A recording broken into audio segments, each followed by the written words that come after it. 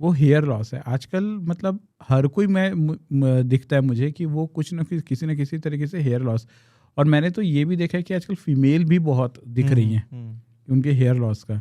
हाँ। अच्छा, तो हम लोग क्या होता है हेयर लॉस के पीछे ना बड़ा हम जेनरिक सा आंसर करते हैं, जैसे हम लोग तुम्हारा हेयर लॉस हो रहा है, या तो कोई बोलेगा कि कोई मेडिसिन कोई चल रहा है तब, और मोस्टली हेयर लॉस को हम जेनेटिक्स मान के चलते हैं। आपके नज़रिए से जब कोई एक हेयर लॉस होना शुरू होता है, so what could be the reason, क्या कारण है कि उनके हेयर लॉस होते हैं? ओके, तो हेयर लॉस और बॉल्डिंग दो अलग चीज़ हैं। अच्छा। ओके, और हेयर लॉस का कॉज मेल्स में अलग होता है, फीमेल्स में बहुत अलग होता है। सो एक होता है जो डेली बाल झड़ रहे हैं, जिसको हम शेडिंग बोलते हैं। कंघी किया, हाथ में बाल आ गए, सो के उठे तकिया में बाल आ गया, वो है हेयर फॉल। अच्छा। वेयर एज बॉल्डिंग, जिसमें धीरे धीरे बाल पतले होने लगते हैं। अच्छा। इवेंचुअली कुछ टाइम के बाद जब आप नहाते हो तो आप देखते हो कि आपका स्कैल्प विजिबल हो रहा है, या आप ऐसे लाइटिंग पे है, सिर पे हार्श लाइट पड़ती है तो स्कैल्प दिखने लगता है, वो होती है बॉल्डिंग। सो बॉल्डिंग जब होती है उसका मेजर कॉज मेल्स हो या फीमेल, वो होता है हार्मोनल इम्बैलेंसेस या फिर जेनेटिक्स। ओके, एंड जब हेयर शेडिंग की हम बात करते हैं जिसमें डेली बाल गिरते हैं, वो होता है आइदर न्यूट्रिशनल या स्ट्रेस रिलेटेड या हॉस्पिटलाइजेशन। उसके बहुत सारे अलग कारण होते हैं जो लाइफस्टाइल कॉजेज होते हैं। ये मतलब अगर किसी के बाल झड़ रहे हैं, दैट मीन्स कहीं ना कहीं उसको न्यूट्रिशनल डेफिशिएंसी है। किस टाइप की न्यूट्रिशनल डेफिशिएंसी? सो सपोज एक मदर ने बेबी डिलीवर किया, उसके 2-3 महीने बाद उसको हेयर लॉस हो रहा है, उसको हम बोलते हैं पोस्टपार्टम टीलोजन इफ्लूवियम। बाल टीलोजन फेज में है और वो झड़ गए तो उसको बोलते हैं इफ्लूवियम, टीलोजन इफ्लूवियम। ये होता है क्योंकि प्रेगनेंसी के दौरान फीमेल की बॉडी में ईस्ट्रोजन का लेवल हाई रहता है। ईस्ट्रोजन जितना हाई होता है, बाल उतने लंबे समय तक ग्रोइंग फेज में होता है। जैसे ही बेबी डिलीवर हुआ, ईस्ट्रोजन सडनली डाउन हो जाता है, और उस वक्त जो बाल एनाजन फेज में थे, ग्रोथ फेज में, वो सडनली सारे के सारे बाल टीलोजन फेज में शिफ्ट हो जाते हैं, और उसके बाद 2-3 महीने बाद बाल झड़ने लगते हैं। वैसे ही आप जब बीमार पड़ते हैं या कोई ऑपरेशन होता है किसी का, जैसे कोविड हुआ था, कोविड के बाद बहुत लोगों को हेयर लॉस हुआ था। ओके। तो लॉजिक सेम है कि जैसे ही बॉडी किसी भी तरह के स्ट्रेस या शॉक में जाती है, हमारी बॉडी हेयर और नेल को सबसे यूजलेस ऑर्गन्स की तरह ट्रीट करती है। उसका काम है कि न्यूट्रिएंट्स को वाइटल ऑर्गन्स पे पहले भेज दें, हार्ट, लंग्स, ब्रेन, और बालों से और नाखून से खींच लें। दैट इज़ वाई 2-3 महीने बाद बाल झड़ते हैं किसी भी तरह के बॉडीली स्ट्रेस के बाद। Emotional stress, hospitalisation, operation, any kind of disease, even viral fever, COVID, उसके बाद बाल झड़ता ही है 2-3 महीने बाद। बट ये सारा हेयर लॉस रिवर्सिबल होता है। अच्छा, वो हेयर लॉस रिवर्सिबल। इनफैक्ट नाखूनों में बहुत सारी बीमारियों में जब एक्यूट इस तरह का कुछ सडन इंसिडेंस होता है, एक लाइन बन जाती है। अच्छा। एक रिज बन जाता है, उसको हम ब्यूज लाइन बोलते हैं। और नाखून में वो लाइन देख के हम ये एस्टिमेट भी कर सकते हैं कि कितने महीने पहले वो इंसल्ट हुआ था। ये लाइन लाइक ऐसे सेंटर टू नहीं, ऐसे लाइन बनती है हॉरिजॉन्टल। उसको हम ब्यूज लाइन बोलते हैं, BAU। अच्छा, BEAU। ओके। और उसकी पोजीशन देख के हम ये एस्टिमेट कर सकते हैं कि वो जो इंसिडेंस था वो कितने महीने पहले हुआ होगा। सो रफली हम इस नाखून को यहाँ से यहाँ तक कंसिडर करते हैं कि 3 से 4 महीने में इतना ग्रो होता है। अच्छा। सपोज ये बीच में है लाइन, दैट मीन्स जो इंसिडेंस था वो लगभग 2 महीने पहले हुआ होगा। और इंसिडेंट्स लाइक हॉस्पिटलाइजेशन, हाँ, कुछ भी, viral fever, hospitalisation, sudden operation हुआ हो। हाँ। इस तरह। मेंटल स्ट्रेस भी रीज़न है क्या? हाँ, मेंटल स्ट्रेस में क्या होता है ना, बॉडी का कॉर्टिसोल लेवल राइज होता है। कॉर्टिसोल लेवल राइज होता है and again it leads to sudden shedding, sudden switching off the anagen hair to telogen. Anagen telogen बार बार मैं बोल रहा हूँ, एक बार मैं समझा देता हूँ। जैसे हमारी लाइफ में 3 फेजेस होते हैं। बचपन, जब हमारी हाइट बढ़ती है, अडल्ट फेज जहाँ पर हाइट नहीं बढ़ती, फिर हम स्टेशनरी रहते हैं, ओल्ड एज जहाँ पर हम जस्ट डेथ की तरफ चले जाते हैं और फिर डेथ हो जाती है। वैसे बालों के भी 3 फेजेस होते हैं। एनाजन, जिसमें बाल लंबे होते हैं, हमारे सिर में एट अ टाइम 70 से 80% बाल एनाजन फेज में रहते हैं। टीलोजन फेज, जिसमें बाल और बढ़ते नहीं हैं, ये इसमें बाल हमारे रहते हैं 10 से 15%। और सॉरी, सेकेंड वाला कैटाजन फेज। कैटाजन फेज जो ट्रांजिशन फेज होता है, ये होता है 2 से 3 हफ्ते का। और फिर आता है लास्ट फेज, टीलोजन फेज, जहाँ पर 2 से 3 महीने बाल रहता है, उसके बाद बाल झड़ जाता है और फिर रूट से नया बाल आता है। तो इसको हम हेयर साइकिल बोलते हैं। तो जब भी स्ट्रेस होगा, बाल एनाजन से टीलोजन में चला जाएगा, टीलोजन के बाद बाल झड़ जाते हैं, बट रूट्स वहीं रहते हैं, तो इसमें रीग्रोथ हो जाती है।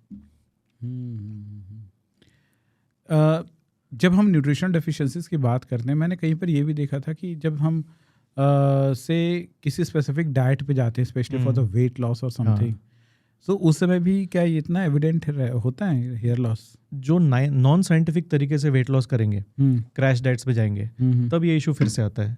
और अगर प्रॉपर मैक्रोज एंड माइक्रोज को ध्यान में रख के कोई डाइटिंग कर रहा है तो फिर ये इश्यूज नहीं आते हैं। कौन से बेसिक न्यूट्रिएंट्स का हमको ज़्यादा फोकस करना चाहिए like for the hair loss? Pertaining to hair per se बालों को सबसे ज़्यादा चाहिए biotin, okay, iron, calcium, vitamin D, selenium और कुछ माइक्रो न्यूट्रिएंट्स होते हैं, सेलेनियम, मैग्नीज, जिंक। तो ये सारे जो भी हम हेयर पिल्स या हेयर गमीज आजकल हम सुनते हैं ना, उन सब में यही न्यूट्रिएंट्स अलग अलग कॉम्बिनेशन में होते हैं। Okay, that's true. अच्छा, एक चीज़ बताइएगा मुझे कि जब आपके क्लिनिक पर कोई हेयर लॉस के कंसर्न को लेकर आता है कि सर मेरा बहुत ज़्यादा हेयर लॉस है, मैं ना उनका इमोशनल साइड जानना चाह रहा हूँ कि वो इमोशनली कितने क्राइसिस में रहते हैं उस समय कि someone who is suffering from that particular thing, उनकी जो डेली लाइफ में क्या चेंजेस आ जाते हैं? स्पेशली ये होता है मेल्स के साथ। जब कोई यंग लड़का जिसकी शादी नहीं हुई है, अपने 20s में है, 30s में है, जब उसकी बॉल्डिंग होती है ना, वो स्टार्ट होता है लगभग उसके कॉलेज के टाइम से। और उस वक्त उसको जो कॉन्फिडेंस में जो कमी आती है, उसका जो एक इमोशनल ट्रॉमा होता है बॉल्डिंग की वजह से, वो कैलकुलेट करना बहुत मुश्किल है। लेकिन वो बच्चे कॉलेज नहीं जाते हैं, बाहर गैदरिंग्स में नहीं जाते हैं, वो रिलेशनशिप्स बनाने में प्रॉब्लम आता है, कॉन्फिडेंस की कमी आती है, खुद को मिरर में देख के उनको कॉन्फिडेंट फील नहीं होता है। और ये सबसे कॉमन प्रॉब्लम रहता है जो भी पेशेंट हेयर ट्रांसप्लांट के लिए आता है उसका, कि मेरा कॉन्फिडेंस कम हो गया है। मतलब वो लाइफ के सारे एस्पेक्ट कवर मतलब इम्पैक्ट होने लगते होंगे ना। आप उनके घर वालों से पूछेंगे कि ये चुप चुप रहने लगा है क्या, ज़्यादा घर से बाहर नहीं निकलता क्या, तो मोस्ट ऑफ द केसेस में उनके पेरेंट्स बोलते हैं कि चेंजेस तो आए हैं, बाहर नहीं जाता है, घर में ज़्यादा रहता है, चुप चुप रहता है, दोस्तों के साथ नहीं जाता है। क्योंकि अगेन वही कॉलेज में, स्कूल्स में चढ़ाते हैं फिर गंजा है, या फिर उसको ढकने के लिए वो लोग कैप पहनते हैं, उसमें भी पता चल जाता है कि कैप क्यों पहना हुआ है। ओवर यूज ऑफ कैप से कुछ इश्यूज होती हैं? नहीं, ओवर यूज ऑफ कैप से कोई इशू नहीं होता। कोई नहीं है ना, क्योंकि कई बार उसमें भी इश्यूज रहते हैं। कई कहते हैं कि अरे इतना कैप पहने का, तो कई कहते हैं कि सामने के बाल तुम्हारे वो होने लगेंगे। नहीं, कैप से नहीं होता, फ्रिक्शन से भी नहीं होता। जैसे हम सोचते हैं कि हेलमेट पहनेंगे तो बाल टूट जाएंगे या बाल झड़ जाएंगे, ये मिथ है, फ्रिक्शन से नहीं होता। बट एक कंडीशन है जिसमें जो फीमेल्स होती है जो बहुत टाइट चोटी बांधती हैं, अच्छा, उस केस में यहाँ से हेयर लॉस होता है और वो परमानेंट होता है। अच्छा, उसको हम ट्रैक्शन एलोपेशिया बोलते हैं, ट्रैक्शन की वजह से। अच्छा। इसलिए हम फीमेल्स को ये बोलते हैं बहुत टाइट पोनीटेल नहीं करना चाहिए।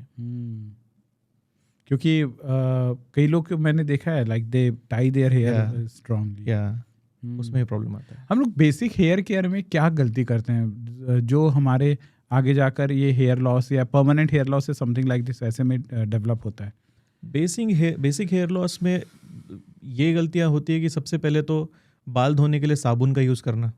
ओके, बहुत लोग साबुन से बाल धोते हैं, वो नहीं करना चाहिए। एक अच्छा शैम्पू होना चाहिए, एक कंडीशनर होना चाहिए, हफ्ते में एटलीस्ट 2 बार शैम्पू करना चाहिए। ओके, इतना भी कर रहे हैं तो मोर देन इनफ है। मतलब बालों को जनरल जो केयर चाहिए वो शैम्पू, डेली शैम्पूइंग करें तो क्या इश्यूज होते हैं? डेली शैम्पू उसको करना चाहिए जिसकी आउटडोर एक्टिविटी ज़्यादा है, जिसको बहुत ज़्यादा डर्ट चिपकता है बालों में, वो चाहे तो डेली भी कर सकते हैं। सल्फेट फ्री शैम्पू से डेली शैम्पू कर सकते हैं, कोई प्रॉब्लम नहीं है। शैम्पू का सिर्फ एक ही काम है, स्कैल्प को क्लीन करना। आप में से बहुत से लोग पहली बार इस चैनल में आए हैं और अगर आप वीडियो में यहाँ तक पहुँच गए हैं लेकिन चैनल को सब्सक्राइब नहीं किए हैं तो प्लीज सब्सक्राइब कर दीजिए। ये आपके लिए तो फ्री है लेकिन हमें ग्रो करने में बहुत हेल्प करती है। और कोई काम नहीं है। नहीं, बट कहते हैं ना कि रोज शैम्पू करने से आपके बाल खराब हो जाते हैं। अगेन वो मिथ है कि डेली शैम्पू करोगे तो बाल झड़ेंगे। शैम्पू करने से बाल झड़ते नहीं है, शैम्पू करने से स्कैल्प क्लीन रहता है, दैट्स इट। और कितने देर तक अप्लाई करना चाहिए शैम्पूज वगैरह? सो शैम्पू मतलब अगर आप नॉर्मल शैम्पू यूज़ कर रहे हैं, डेली हेयर केयर शैम्पू, तो 30 सेकंड्स 1 मिनट्स आपने अच्छे से उसको मसाज किया, मैक्सिमम 2 मिनट्स, उसके बाद वॉश करना होता है। एंटी डैंड्रफ शैम्पू जो होते हैं उनको हमको 5 मिनट तक स्कैल्प में रखना पड़ता है। अच्छा, हाँ, उसके बाद ही उसको वॉश करना होता है। वो बिकॉज वो एंटी डैंड्रफ है, तो डैंड्रफ के अगर इश्यूज से हम अगर अगर हम डैंड्रफ है हमें, तो उसके लिए शैम्पू अलग आते हैं और उनका कॉन्टैक्ट पीरियड होता है क्योंकि वो एक दवाई है। अच्छा, तो उसको 5 मिनट्स तक रखना पड़ता है स्कैल्प में रब करने के बाद, उसके बाद वॉश करना होता है। Does it really make a sense like anti dandruff? क्योंकि मैं अभी तक ना ये मान के चलता था ये हो सकता है ये एक एक्स्ट्रा मार्केटिंग वो है हम्म, कि एंटी डैंड्रफ कह तो रहे हैं, बट क्योंकि मैं खुद भी, मुझे डैंड्रफ की बड़ी इश्यूज है, हाँ, तो मे बी मैं वो जैसा आप कह रहे थे कि 5 मिनट रखना है, ये हाँ। सारी एप्लीकेशंस मैं कर नहीं रहा हूँ, हाँ, तो मुझे ऐसा लगता था यार मोर और लेस ये सब मार्केटिंग गिमिक्स है, but does it make sense कि normal shampoo versus anti dandruff shampoo? So anti dandruff shampoos are not marketing gimmicks, okay, but जो doctor prescribed anti dandruff shampoos होते हैं ना, they are not marketing gimmicks. I don't know कि market में जो anti dandruff shampoo के नाम पे बिकते हैं उसमें इंग्रेडिएंट क्या रहता है, ओके, बट हम लोग जो देते हैं उसमें इंग्रेडिएंट होता है ketoconazole, luliconazole, salicylic acid, tea tree oil. ये जो इंग्रेडिएंट्स है they are very good anti fungal. Okay, dandruff basically एक फंगस की वजह से होता है, अच्छा, उसका नाम मलासीजिया है। सो उसको जब 5 मिनट आप रख के वॉश करेंगे वो धीरे धीरे उसकी प्रोडक्शन को कम करता है, उस फंगस की पॉपुलेशन को कम करता है, तो वो तो काम करता है। यू मीन टू से dandruff is a kind of a fungal infection? मैं ये सोचता था कि स्कैल्प काफ़ी ज़्यादा ड्राई हो जाता होगा और ड्राई की वजह से जो स्किन शेडिंग होता है तो इट्स काइंड ऑफ वैसी कुछ इश्यूज होंगे करके। इज इट लाइक दिस, या वो सच में इन्फेक्शन ही है? डैंड्रफ फंगल इन्फेक्शन नहीं है। हमारे सबके स्कैल्प में एक फंगस होता है जो हमारे स्किन का नॉर्मल फ्लोरा का पार्ट होता है, अच्छा, उसको हम बोलते हैं मलासेजिया।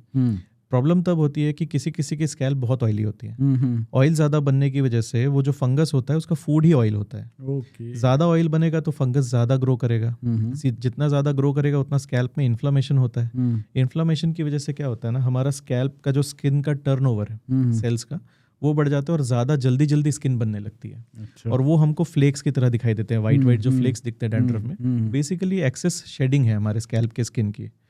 सो इसका मतलब सिर्फ यही है कि आपके स्कैल्प में फंगस का ओवर ग्रोथ हो गया है, इन्फेक्शन नहीं है। अगर हम इस डैंड्रफ इश्यूज को लंबे समय तक इग्नोर करेंगे, so what kind of consequences it could have? देखिए, सबसे पहले तो अगर आप डैंड्रफ को बहुत ज़्यादा दिन तक अपने स्कैल्प में रखेंगे, उससे एक तो स्कैल्प ऑयली बहुत ज़्यादा हो जाएगी, बाल टूटेंगे, अच्छा, फोरहेड पे पिंपल्स आते हैं, अच्छा, अच्छा, Okay. अच्छा, अच्छा, और उसकी वजह से अगर वो और सीवियर फॉर्म में कन्वर्ट हो गया, जिसको हम सिबोरिक डर्मेटाइटिस बोलते हैं, उस केस में आईब्रोज में ईचिंग हो सकती है, मुस्टैश एरिया में, बियर्ड एरिया में रेड कलर की स्केली स्किन दिखने लगती है, कान के पीछे ईचिंग होने लगती है। सो इसलिए डैंड्रफ को बहुत ज़्यादा भी बढ़ाना नहीं चाहिए। And what is the first step, like doing better shampoo, ये अप्लाई करना? बहुत सिंपल है, आप डॉक्टर के पास मिलके एक एंटी डैंड्रफ शैम्पू प्रिस्क्राइब करवा लीजिए, उसको हफ्ते में 2 या 3 बार डॉक्टर आपको जनरली देगा सीवियरिटी के हिसाब से, और आपको ऑयल लगाने मना करते हैं। अच्छा। अगेन वही ऑयल ही खा के वो फंगस बढ़ता है, आप एक्स्ट्रा ऑयल डाल देंगे तो वो और बढ़ जाएंगे।